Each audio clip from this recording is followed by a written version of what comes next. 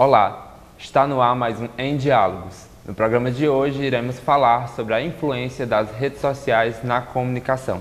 Você é o nosso convidado especial. Venha conosco, está no ar o programa Em Diálogos.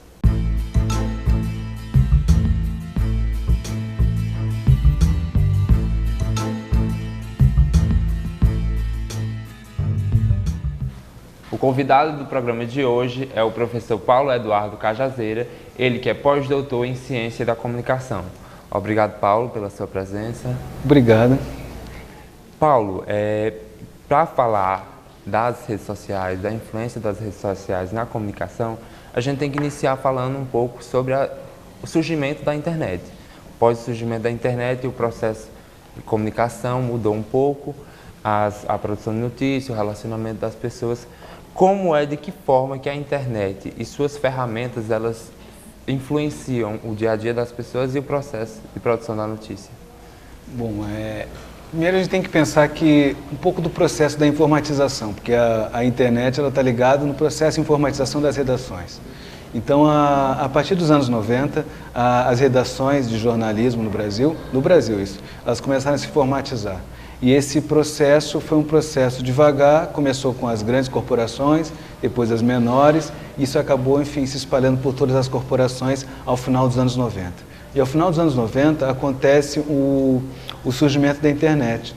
E a chegada da internet, a internet já existia, mas a internet para esses fins comerciais e também para essa internet mais globalizada, onde você tem contato com um número maior de pessoas, ela surgiu a partir final dos anos 90 no Brasil, e ainda poucas pessoas tinham acesso, e as redações, elas começam a entrar nessa era da internet, essa era digital, a partir dos anos 2000. Então, nos anos 2000, as grandes corporações, elas têm, aqui no Brasil, elas começam a participar desse boom, né, da rede, da internet. E isso é um processo interessante, porque as redes sociais no Brasil, lá por 2005, elas começavam já também a surgir, né? Então, aqui no Brasil, enquanto nós tínhamos o Orkut, lá na Europa eles já tinham o Facebook. Então, o Brasil tem um delay, um atraso nesse processo de rede social, né?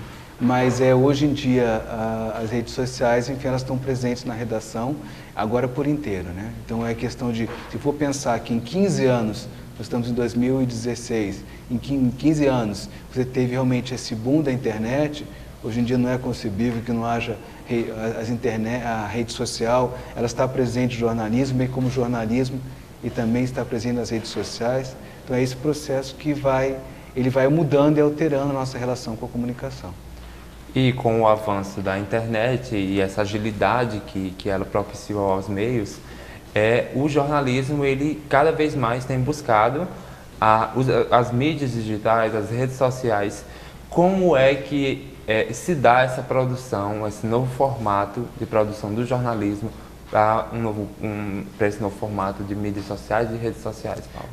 Esse processo ele se dá da seguinte maneira. Antes nós tínhamos uma redação de jornalismo que ela era separada. Então, dentro de um mesmo espaço, nós tínhamos o online, nós tínhamos também o impresso e, por vezes, você tinha a TV e o rádio. O que acontece? A partir dos anos 2010, em algumas redações aqui no Brasil e na Europa também, eu falo isso porque eu tenho esse conhecimento mais in loco das redações europeias, então a gente verifica que há uma unificação. Então as redações estão se unificando. Não há mais a diferença entre você fazer um produto para online ou você fazer o produto impresso. Hoje em dia as redações são unificadas. Então você vai numa redação como o Estadão, o Estado de São Paulo, aí elas são unificadas. A Folha de São Paulo também é unificada. E hoje em dia tem redações, por exemplo, que já nascem assim. Por exemplo, aqui no Brasil nós temos o El País, da Espanha. O El País, ele já nasceu aqui em São Paulo já com uma redação unificada. Então esse processo que você tem de unificação, ele favorece, né? Porque você cria produtos que já são nativos desse momento, né? Da própria internet no jornalismo. Hoje nós temos um dado que mais de 1 bilhão de pessoas usam algum tipo de rede social e isso influencia, obviamente, todos os campos têm que se adequar a essa nova realidade, não só o jornalismo. E esses novos ambientes, eles são ambientes, digamos, livres, onde as pessoas estão cada vez mais sendo protagonistas, sendo produtores de notícia.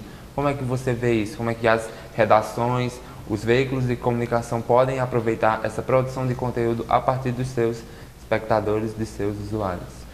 Tem duas coisas. Na minha tese do meu doutoramento, eu trabalhei esse processo desse jornalismo, esse conteúdo colaborativo, né?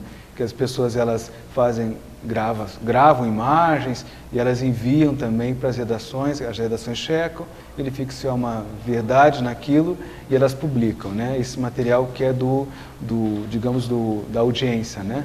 E desse próprio cidadão, esse jornalismo cidadão. Eu acho que isso aí é positivo. Mas, ao mesmo tempo, quando a gente coloca isso dentro das redes sociais, algumas redes sociais, existem, na verdade, redes sociais para tudo, né? Para todos os perfis. E existem as redes sociais mais usadas pelos jornais, né?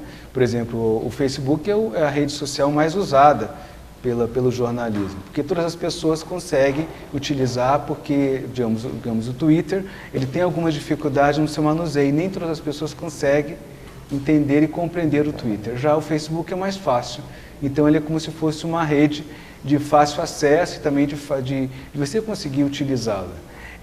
Eu verifico que nesse processo, as redes sociais acabam influenciando cada vez mais e ao mesmo tempo, esse conteúdo colaborativo ele vem chegando, certo? Mas uma coisa que não muda dentro do jornalismo, mesmo que haja um jornalismo colaborativo, um conteúdo colaborativo, é a questão de você apurar a informação, você fazer a checagem dos dados, porque nem tudo que nos chega enquanto imagem é verdade, é real. Então, eu acho que isso não muda no processo digamos assim, da rotina produtiva de uma redação, que é você apurar, quer dizer, você verificar se aquele fato ele tem uma verdade, e você, digamos, eu recebi, um dia choveu na minha cidade, e eu recebi 200 vídeos de chuva. Eu não vou conseguir publicar os 200, então eu vou fazendo como se fosse um gatekeeper, eu vou começar selecionando as imagens, mas não vou selecionar as 200. Eu seleciono, digamos, algumas imagens iniciais que chegaram e eu vou ocupando os espaços do jornal, certo, com essas imagens. E esse conteúdo colaborativo, ele colabora, certo? Mas ele não é o principal. Eu não vejo ele como principal, porque ainda quem decide o que entra e o que não entra, são as grandes corporações, são os jornais, é a imprensa. É esse editor, o chamado gatekeeper, que agora a gente tem aquela terminologia chamada gatewatching, que ele vai observando e ao mesmo tempo ele vai selecionando o que é de importância ou não para o jornalismo. Então, o que eu vejo é o seguinte, há uma participação maior, há uma preocupação de atender a essa audiência, certo? Às vezes, algumas empresas nem respondem às pessoas nas redes sociais, né? Porque elas têm medo de uma resposta acabar dando um desdobramento para várias outras coisas. Uma vez eu conversei com um editor em Lisboa e ele falou para mim o seguinte, que eu falei assim, por que vocês não respondem na rede social, na fanpage que vocês têm no Facebook, quando a pessoa faz uma crítica negativa? Ele falou assim, nós respondemos porque se a gente for responder tudo, às vezes uma situação pequena, ela tem ela cresce demais, certo? Ela é um desdobramento muito grande e a gente prefere se calar. Então a pessoa pode ofender, pode falar, né? Mas a gente evita ter aquele embate com a pessoa dentro da rede social. E é justamente isso que acontece, eu acho que em todas as redes, em todas as grandes corporações. As pessoas participam, mas ainda, na minha opinião, elas ainda são limitadas. E isso estou dizendo em grandes corporações de mídia, né? Os jornais mais acessados, os sites de notícias, porque se você for pensar em blogs pessoais, né? Outros locais, não, aí sim tem uma participação maior. Mas se você for pensar em jornais realmente que as pessoas acessam, que buscam informação, porque ele tem uma credibilidade, aí isso sim, ele ainda é limitado ao que o editor vai selecionar daquele conteúdo colaborativo. Então a gente pode dizer que talvez, não estou querendo afirmar, mas a gente pode falar que esse talvez seja o ônus das redes sociais para as grandes corporações, esse lado negativo que as pessoas podem ir lá publicamente atacar, fazer comentários negativos, a gente pode encarar isso como um ônus ou faz parte do processo? Eu acho que faz parte do processo. Quando você dá liberdade às pessoas de elas comentarem algo, de elas participarem daquela informação, então você também abre um espaço para que você receba críticas. Alguns sites de notícia, por exemplo, o que eles fazem?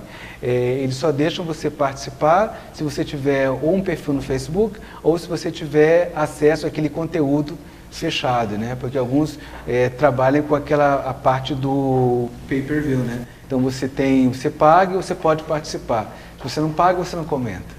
Então tem um processo assim. Eu acho que não, as empresas elas estão cientes disso. Eu verifiquei que alguns jornais, por exemplo, eles retiram, quando o comentário ele é um comentário que não é adequado, algumas normas que eles colocam internas, né, de comentário mesmo, eles retiram aquele comentário e falam que ele não estava adequado às normas internas da empresa. Isso tem acontecido. Nós fomos ver o que as pessoas tinham para falar a respeito da influência das redes sociais no seu dia a dia. É o que a gente vai conferir agora. Qual o conteúdo que você procura nas redes sociais? O que eu mais procuro geralmente é moda, ou seja, look do dia, essas coisas, porque eu sou blogueiro e procuro me espelhar em outras pessoas, lógico. Também informações diárias, como G1, Estadão, além disso, Vogue, Elle, que são revistas. Bom, antigamente eu procurava contato com amigos, mas desde então eu acho que essa tendência mudou. Agora, geralmente, quando eu entro nas redes sociais é para buscar me informar. Eu curto várias sites de notícias, nacional como internacionais. E ultimamente eu estou usando mais, por exemplo, o Facebook e as outras redes, Twitter, para ler as notícias. E esses conteúdos que você procura nas redes sociais te influenciam de alguma forma? Bastante.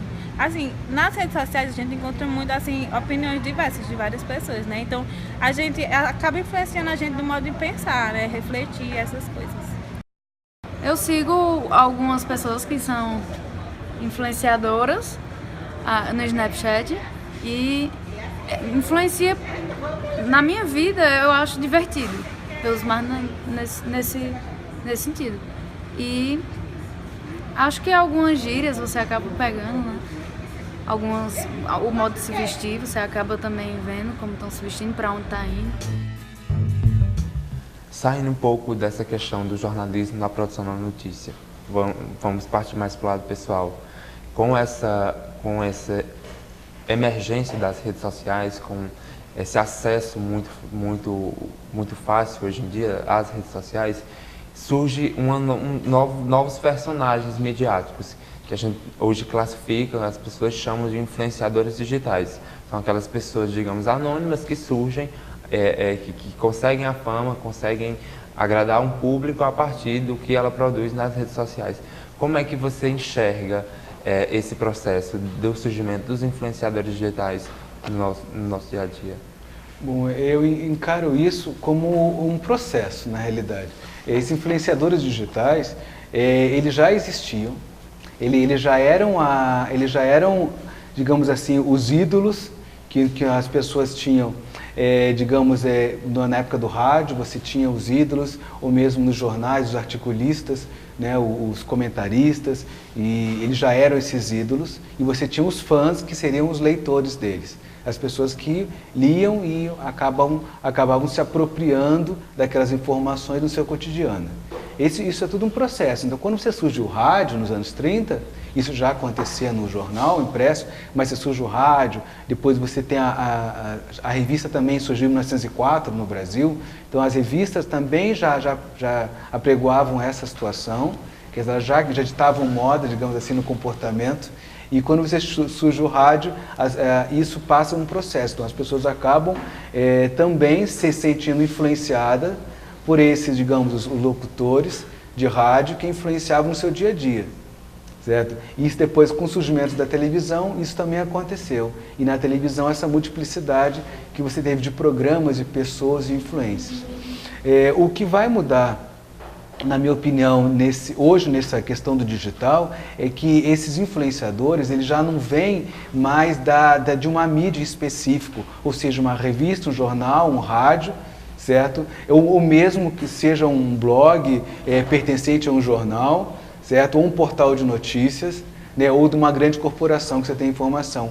Eles surgem, certo? Na esteira dessas redes sociais, ou mesmo antes disso, já com os blogs, e esses blogs eles vão influenciando as pessoas a partir do que... porque acaba criando uma segmentação, né? Então, se você gosta, por exemplo, de moda, você vai buscar determinados blogueiros. Se você gosta de alimentos ou de culinária, você vai buscar outros blogueiros. E você gosta, de repente, de coisas para sua casa, você busca outros blogueiros. E assim por diante. Então, o que acontece? Esses blogueiros e essas pessoas, eles influenciam. E esses blogueiros agora não estão apenas no blog. O blog dele, que antes era um videolog, que ele gravava, e hoje em dia ele está nas redes sociais, então você vai ter no YouTube, você chamados YouTubers lá, YouTubers, né, que pode chamar, são pessoas que influenciam no dia a dia dessas pessoas, de outras pessoas, né, e eles influenciam por características muito específicas, mas eles buscam segmento de público, então determinada faixa etária, eles buscam segmentos por temas. Então você pode classificar por temáticos, quais são os temas que mais influenciam, e assim você vai criando esse universo, né, do qual você tem seus influenciadores e os seus influenciados. É mais ou menos aquela história que a gente tinha falado do ídolo e do fã, né? Então você vai ter esses fãs, né? Se você for pensar que o nome fanpage, ela vem do fã, né? Então essa cultura do fã, como dizia lá o Henry Jenkins, essa cultura do fã, como que ela nasce, né? Ela nasce a partir de um ídolo que você tem. Então esse ídolo, na minha opinião, ele foi evoluindo até se tornar hoje. Esse ídolo que um dia foi fã, hoje em dia ele é ídolo. E há uma troca, uma alteridade de papéis. Então você tem o ídolo fã e o fã ídolo.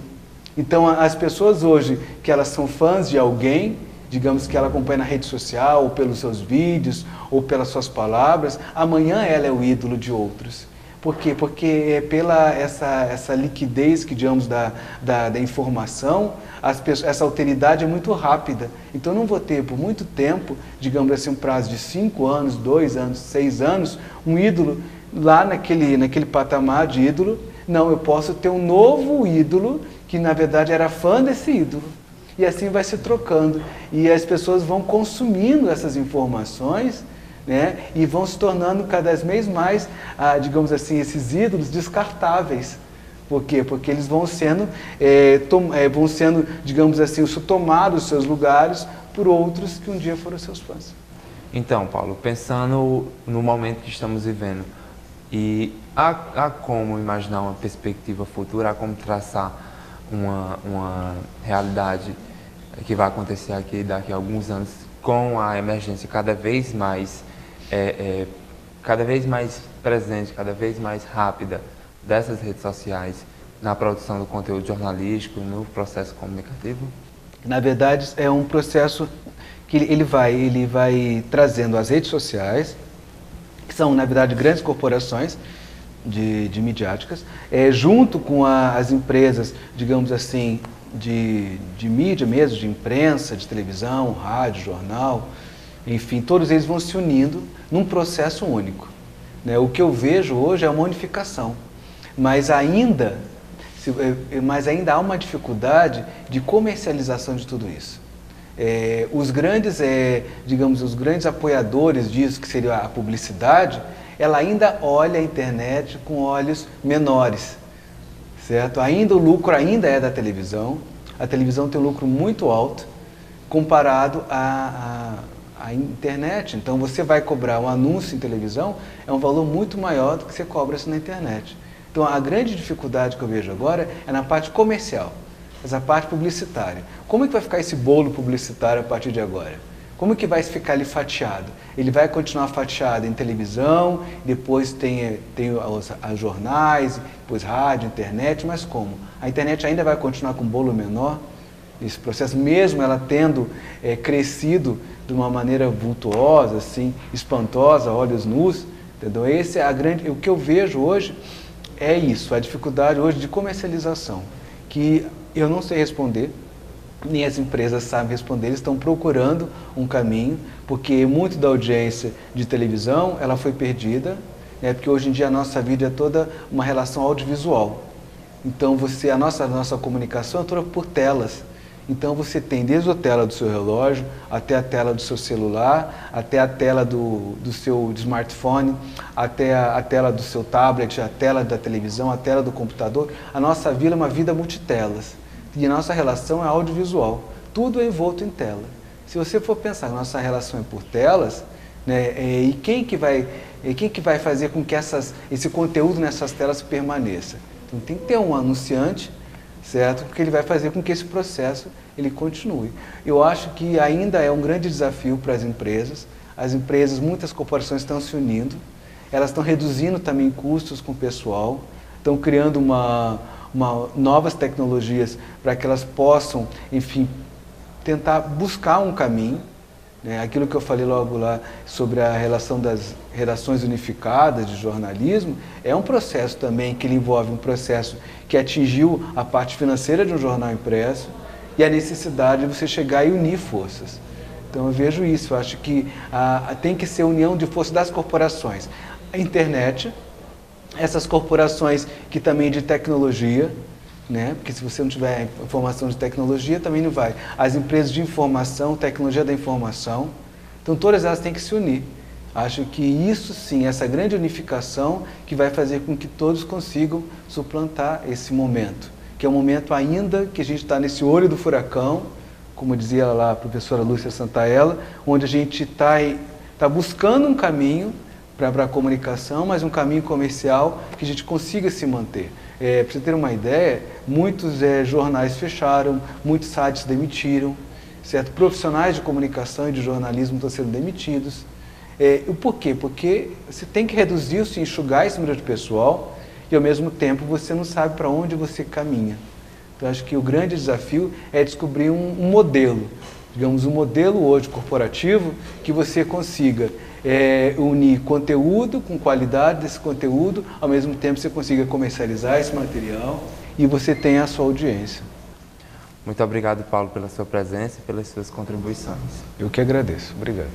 Está chegando ao fim mais uma edição do programa Em Diálogos. Agradecemos a sua audiência. Até uma próxima edição.